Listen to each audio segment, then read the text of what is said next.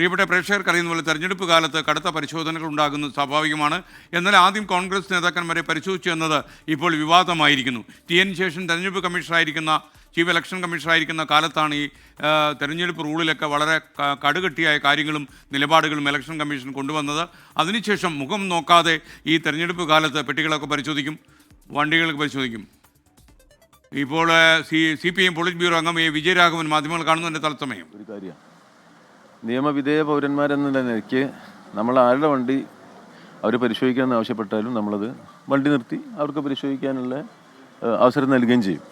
അപ്പോൾ അതിന് നമ്മളെ അപമാനിക്കലാണെന്നോ പിന്നെന്താ വാക്ക് പ്രയോഗിച്ച് അവഹേളിക്കലാണോ എന്ന് നമ്മൾ കരുതേണ്ട കാര്യമില്ല സാധാരണഗതിയിൽ. പിന്നെ എൻ്റെ ഒക്കെ പറഞ്ഞാൽ ഞാൻ അവഹേളിക്കപ്പെട്ടതെന്ന് എനിക്ക് തോന്നൂല. അങ്ങനെ കേൾക്കട്ടെ പറഞ്ഞ് പൂർത്തീകരിക്കട്ടെ. അപ്പം സാധാരണ ഇതൊക്കെ ഒരു നാട്ടു നടപ്പ് പോലെ തെരഞ്ഞെടുപ്പിൽ സ്ഥിരമായിട്ട് നമ്മൾ കാണുന്നതാണ്. നമ്മളെയൊക്കെ അവർ തടഞ്ഞു വയ്ക്കും.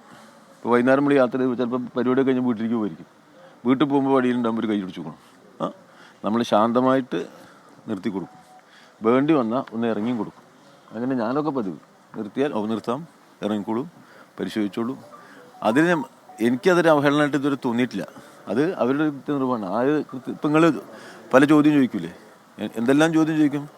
നിങ്ങൾ ചോദിക്കുമ്പോൾ കുറച്ച് നമ്മളൊന്ന് വക്രോക്തിയിലും ചോദിക്കും, നമ്മളൊന്ന് കൊടുക്കാൻ പറ്റുമെന്നൊക്കെ ചോദിക്കും.